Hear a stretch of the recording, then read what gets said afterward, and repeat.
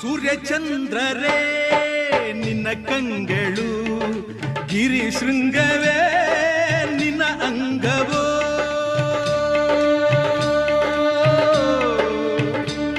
ಓ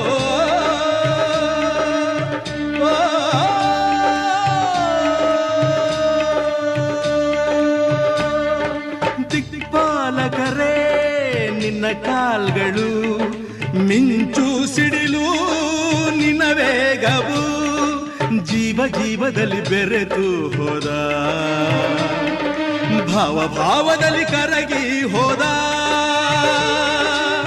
ಜೀವಾಶ್ವ